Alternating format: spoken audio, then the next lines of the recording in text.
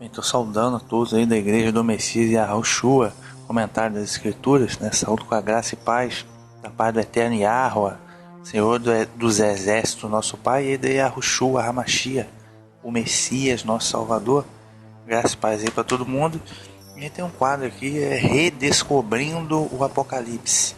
Redescobrindo o Apocalipse. Bem, a gente está estudando o mistério aí, as profecias das 7 igrejas do Apocalipse, Apocalipse capítulo 2 e capítulo 3. Recomendo que vocês acessem a playlist Redescobrindo o Apocalipse. Tem aqui uns episódios aqui no link da descrição desse vídeo, do capítulo 1, né, da revelação do Messias, e já a primeira parte do capítulo 2 das 7 igrejas, né? A gente já viu aqui as 2 primeiras igrejas, que foram Éfeso, a igreja dos Nazarenos, né, dos apóstolos do primeiro século, e a igreja de Esmirna, a igreja que foi intensamente perseguida pelo Império Romano, século 2 e 3. Né? Então, dando continuidade, o episódio é as 7 igrejas do Apocalipse, parte 2. Tá? A parte 2. Vamos começar no Apocalipse capítulo 2, a partir do verso 12. A igreja de Pérgamo, né? Bem, é a terceira igreja do Apocalipse, é a igreja de Pérgamo. A palavra Pérgamo significa casamento. Casamento. Tá? E aí que a gente vai entrar mais uma vez no caráter profético das 7 igrejas, as 7 cartas. Tá? Pois o Messias deu essa revelação. Essa revelação foi dada no primeiro século, quando foi escrito o livro do Apocalipse. Okay? Então agora nós já vamos adentrar no século IV. Vejam um caráter profético. Já foi avisado antes tudo que aconteceria. O Messias, né, que vocês chamam Cristo, já avisou tudo que iria acontecer. Ele sabe das coisas. Tudo que iria acontecer com as igrejas até a data de seu retorno. Então ele já estava avisando com antecedência o que ia acontecer no século IV. A palavra Pérgamo significa casamento.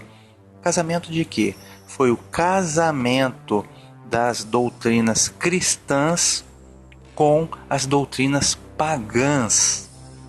Isso mesmo, no século IV, o que se chamava cristianismo, né, as doutrinas cristãs se uniram com as doutrinas pagãs. Tá? Foi justamente nesse momento que o Império Romano se uniu com a igreja cristã. E tudo começou no ano 313, com o imperador Constantino, em tese, se converteu ao cristianismo. Mas ele foi um hipócrita, pois ao mesmo tempo que ele era um, entre aspas, cristão, ele também era o sumo pontífice. Ele era o papa da religião conhecida como mitraísmo. Ele era o sumo pontífice do Sol Invencível, que era a maior divindade do Império Romano. Okay? Então, a partir de Constantino, né, ele disse que teve uma visão, e nessa visão ele viu um Chi-Rho, que seriam as letras, né, gregas para das iniciais de Cristo, né, e a partir daí ele venceu a batalha de Mexêncio, né, que ajudou a preservar o império dele, e ele disse que iria servir o Deus cristão a partir daí. Tá?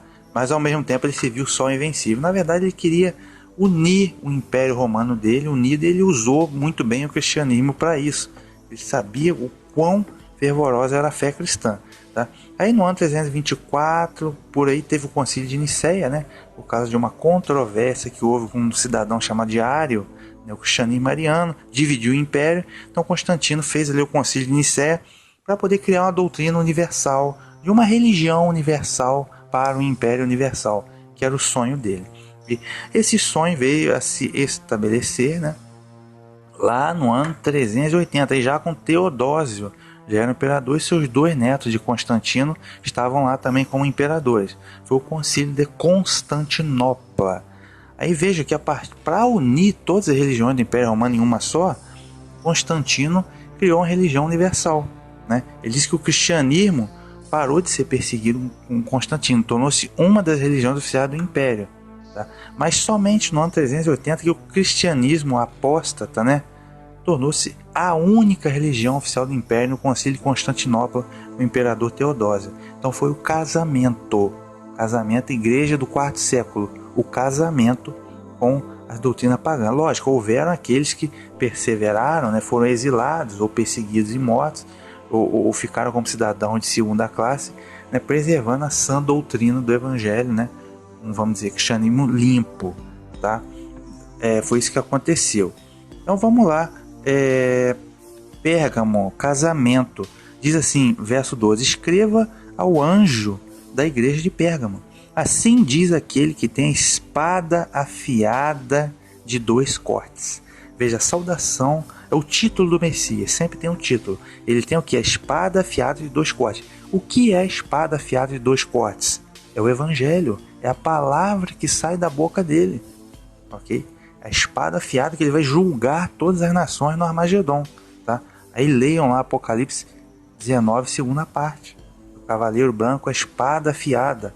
A espada afiada que ele vai julgar é o evangelho. Então o que está fora da linha do evangelho vai passar o cerol, tá? Então vai ser julgado pelo evangelho, pela palavra, o testemunho do Messias. Então por que ele está dizendo aqui? Qual o título? O título ele já indica, ele já espeta, né? Ele já espeta, né? Ele já vai na ferida. O evangelho. Por quê? Conforme o cristianismo se uniu com as práticas pagãs do Império Romano, né, esqueceu-se do evangelho. Esqueceu-se do evangelho e partiu para a idolatria e para a apostasia. O cristianismo ele se uniu com o mitraísmo, tá, e outras religiões pagãs romanas, né? Então tudo, a partir desse momento, cunhou-se uma nova religião que não tinha nada a ver com a fé patriarcal, né, com a fé apostólica, né? Ou seja, a crença na imortalidade da alma, que é grega, né? Os filósofos gregos já haviam se infiltrado lá no século 2 e 3 na igreja, depois da morte dos apóstolos. Trouxeram a filosofia, a imortalidade da alma, né? O trinitarismo de Tertuliano, né? Trinitarismo, a adoração ao sol invencível veio no século IV, com Constantino, porque domingo era o dia do sol invencível. Leiam aí o Édito de Milão, de Constantino, né? Ele fez esse Édito de Milão para venerar o dia do sol, domingo, né? Essa historinha que Jesus morreu na sexta-feira à tarde e ressuscitou no domingo de manhã. O domingo é o dia mais importante, que coisa. Mentira, é o dia do sol invencível, tá? Que o cristianismo abraçou de forma... Aí está lá o sol invencível dominical oculto. Na verdade o Messias ficou 3 dias e 3 noites, tá, no sepulcro, no seio da terra. São 72 horas. Então sexta-feira santa, domingo de manhã não dá 72 horas. Okay? Haviam 2 sábados naquela semana em que ele morreu. É um outro calendário. Um sábado semanal e um sábado, primeiro dia de Ázimos. Tá? Então ele ressuscitou num sábado à tarde. Tá? Houveram 2 sábados naquela semana. Enfim, acessem a playlist A Mais Bela História da Carochinha, episódio Domingo e Semana Santa, tá tudo explicado lá. Okay? Então tudo com o Natal, Jesus nasceu no 25 de dezembro, conversa fiada, tá? O Natal, 25 de dezembro, Sol Invencível, nascimento, Sol Invencível, muito antes de surgir o cristianismo, tá? É a maior solenidade do Império Romano pagão, solstício de inverno do hemisfério norte. Aí tá aí até hoje os resultados dessa apostasia, desse casamento que surgiu no século IV. A Páscoa Dominical, que é o que? É Star no inglês, né? Que é Astarote, é a Babilônia grande, tá? É Semíramis, é a Azerá, tá? É o coelhinho, ovos, figuras de rituais de fertilidade da Babilônia antiga, misturado com a pseudo-Páscoa bíblica. Ou seja, é a mistura, né? Essa mistura começou lá no século IV, ok? Então ele está dizendo que evangelho, verdadeira adoração, evangelho. Então, a partir desse momento, houve um esquecimento do evangelho para aderir a práticas de sincretismo religioso pagã. Então aqui ele já dá a letra, é o evangelho que vocês estão esquecendo. Continuando no verso 13: conheço o lugar onde você mora, é onde fica o trono de Satanás. Conheça o lugar onde você mora, é aí onde fica o trono de Satanás. Ele está dizendo que o trono de Satanás fica onde? Pérgamo. Pérgamo é hoje o que? A Turquia, né? Eu já falei. Aí muita gente especula, não, o trono de Satanás fica na Turquia, que vai vir um Erdogan, que é o anticristo. O anticristo vem da Turquia, é muçulmano e vai governar tudo. Por quê? Porque Pérgamo é o trono de Satanás. Eles dizem isso, sabe, é pura ignorância e tolice de quem não conhece a história. Na verdade, por que Pérgamo é chamado de o trono de Satanás aqui. O trono de Satanás originalmente é o que? Babilônia, Babel, é da Torre de Babel, da apostasia, do culto ao sol e à lua, da prostituição sagrada, né? Era Babilônia. A Babilônia foi destruída, né? Então vamos dizer que esse centro, esse trono de Satanás, ele migrou de Babilônia para algum lugar, né? Que foi o segundo quartel-general da religião e da idolatria mundial, né? Vamos dizer assim, que foi o que? A cidade de Pérgamo. Por quê? Com o estabelecimento de Bagdá, como o principal centro de distribuição entre o Golfo Pérsico e o Mar Mediterrâneo, em seguida a morte de Alexandre o Grande, do Império Grego, Babilônia entrou em declínio. E a falsa religião mundial mudou seu quartel-general para Pérgamo. Então, toda aquela coisa de Babilônia migrou para Pérgamo e depois acabou migrando para que veio a ser a cidade mais importante do mundo durante muitos séculos, porque Roma, okay? Então, por isso que faz referência ao trono de Satanás.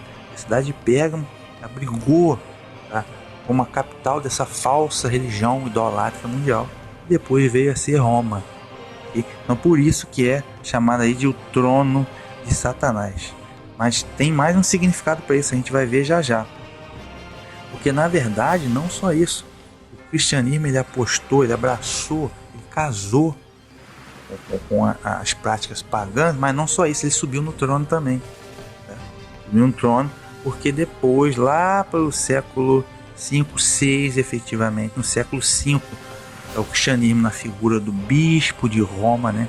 Conhecido que veio a ser conhecido depois como Papa, se prostituiu com os reis da terra, com imperadores, que foram muitos imperadores, né? Constantino, Justiniano, Clovis e vários outros, né? Eu já citei Teodósio, antes disso, século IV, Teodósio e o Constantino, sempre se prostituindo com o rei da terra, e ganhou força e subiu no trono, com a maior autoridade eclesiástica e política mundial. Ia ser o bispo de Roma, o conhecido Papa. Então, foi o trono que ele subiu, né? Que quem deu esse trono foi Satanás. Okay? Então tem todo um significado. Aí continuando no verso 13: mas você mantém firme o meu nome. Tá? Você mantém firme o meu nome. Agora ele está exaltando aqui, falando da igreja. Tá? A apostasia, quem executou a apostasia foram os líderes religiosos. Mas a igreja, que são as pessoas que estão ali, elas estão ali, recebem aqui até um elogio. Mas você mantém firme o meu nome. Você não renegou a fé, nem mesmo no tempo de Antipas. Ele era minha fiel testemunha e foi morto no meio de vocês, aí onde mora Satanás. Quem é esse Antipas? Agora ele está elogiando a igreja de maneira geral. Mantém firme o meu nome, não renegou a fé, até mesmo no tempo de Antipas. O que foi o tempo de Antipas? Antipas, ele foi discípulo, né, de João Evangelista, né? O mesmo que escreveu o livro, né? É até curioso, né? O mesmo que escreveu o livro do Apocalipse, Antipas, era discípulo dele, né? E ele virou um mártir, né? Foi morto durante o reinado de Nero, né? Ele foi, na verdade, chamado aqui de bispo de Pérgamo. Ele foi líder lá da igreja de Pérgamo, né? E foi morto pelo imperador romano Nero, né? Séculos antes. Então é isso, tá? Fiel testemunha Antipas. Aí continuando no verso 14, agora vem uma repreensão, né? Então houve uma constatação aqui dos fatos religiosos e políticos, né? Na sequência ele elogiou aqui a fé, né? Na verdade, nem todo mundo abraçou a ortodoxia, né? No ano 380. Houveram muitos cristãos, como os macedônios, né? Que permaneceram firmes, mesmo sendo exilado ou coisa do tipo, eles permaneceram firmes. E teve os arianos, né? Os arianos até permaneceram firmes lá até o século VI, lá com a doutrina deles, e que teve a guerra lá, mas enfim. Vamos continuar aqui. Agora vem um ponto interessante, ó, verso 14. Mas você tem umas coisas que eu reprovo. Muita gente por aí segue a doutrina de Balaão, aquele que ensinava Balaque a colocar pedra de tropeço no caminho do povo de Israel. Balaão e Balaque. De onde vem esses personagens? Balaão e Balaque vem lá da Torá. Números capítulo 22 cita, né, que Balaque, ele era o chefe dos Moabitas, ele que estava com medo do povo de Israel, né, e ele mandou chamar Balaque, que era um tipo de profeta, para poder amaldiçoar Israel, mas não mandou chamar Balaão, né? Mas Balaão, na verdade, não amaldiçoou, pelo contrário, abençoou a casa de Israel. Porém, segundo a história hebraica, Balaão não pôde amaldiçoar Israel, mas ele deu a dica para Balaque, não Moabita. Qual foi a dica que ele deu? Olha, se você forçar os israelitas a pecarem, a ira de Deus se voltará contra eles. Eles estão debaixo da lei, né? Eles estavam debaixo da lei. Então, qual foi a conspiração, né? Balaque, né, Moabita, ele mandou as mulheres moabitas seduzirem os israelitas. Então ele mandou as mulheres moabitas, né, mais bonitas, né, irem até Israel e seduzirem os israelitas, os homens israelitas, para quê?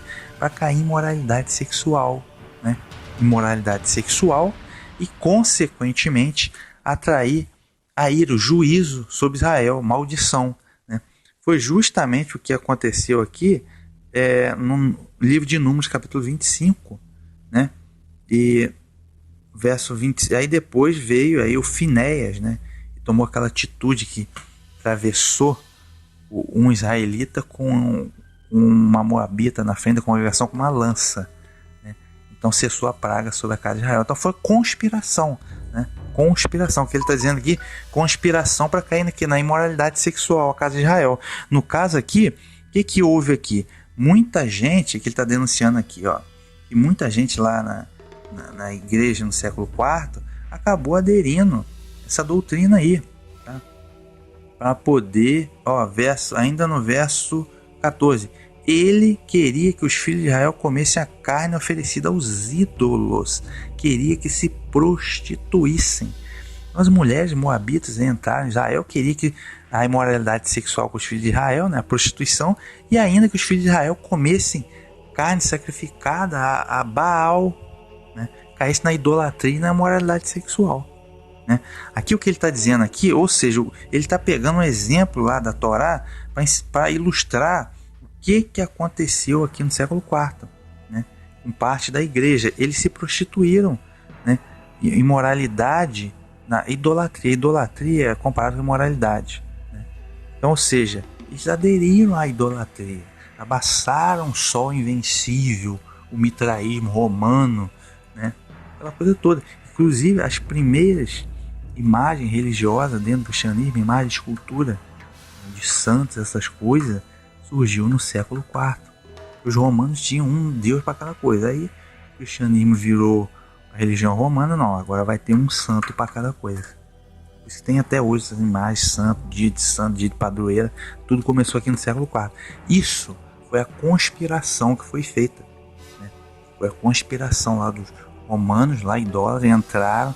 Na verdade, houve uma aristocracia romana que entrou ali para dentro da igreja e forçou ali a idolatria romana, né? Emergiu aí, na verdade, no século IV, ano 380, surgiu a primeira vez o nome Igreja Católica, como a única, que significa universal do latim, a única religião universal, né, de todo o Império Romano, né, a única religião do cristianismo ortodoxo, né.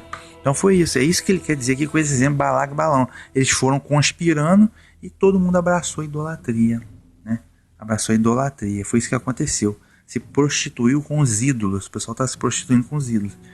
Verso 15, muita gente por aí também vai atrás da doutrina dos nicolaítas.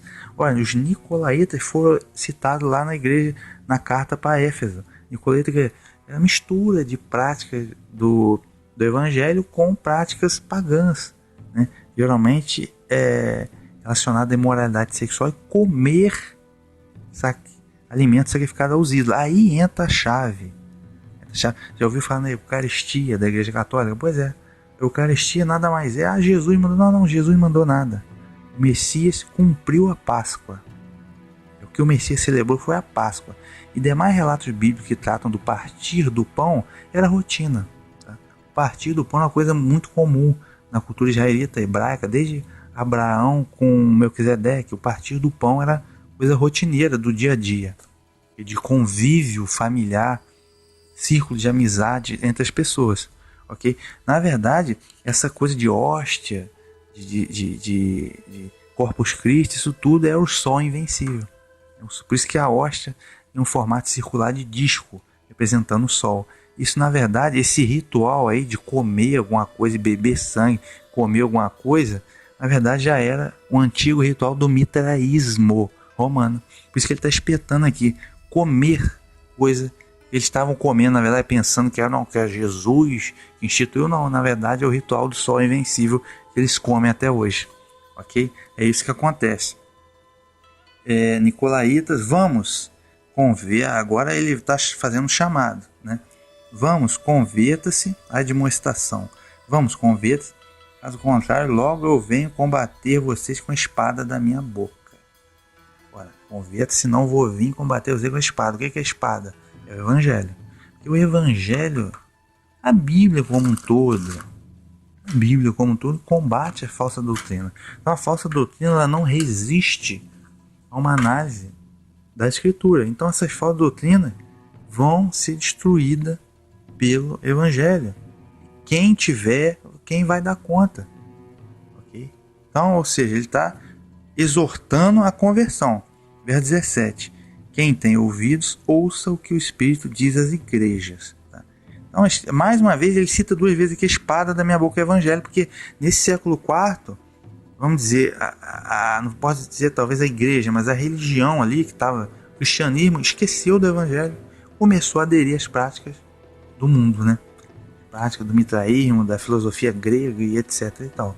Tá? Por isso que ele cita aqui duas vezes a espada afiada, que é o Evangelho. E assim, ó, verso 17. Quem tem ouvidos, ouça o que o Espírito diz às igrejas. Ao vencedor daria um prêmio, o maná escondido. O que é o maná escondido? Maná é o pão que veio e desceu do céu e os israelitas comiam todos os dias. Pão, né? Aí ele está espetando. Por que ele está espetando? Ó, eles estão comendo o que? Eles estão comendo a Eucaristia do sol invencível. Eles acham que tem que comer aquilo para ser salvo. Aquilo ali é mitraísmo, ele não sabe. Mitraísmo.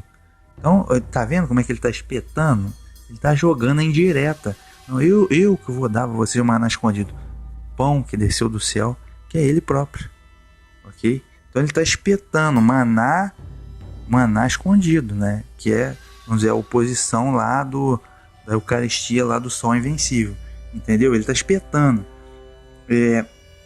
Darei também uma pedrinha branca a cada um. Nela está escrito um nome novo que ninguém conhece, só quem recebeu. Que pedrinha branca é esse, rapaz? Que pedrinha branca? Isso era uma coisa que acontecia lá naquela região lá de Pérgamo. O seguinte, o lance da pedrinha branca. Toda vez que alguém, um importante homem de negócios, precisava resolver um negócio em outra cidade, né, ele mandava alguém de confiança. E essa pedra branca era um sinal de confiança. Alguém de confiança para representá-lo, né, e tomar decisões do negócio.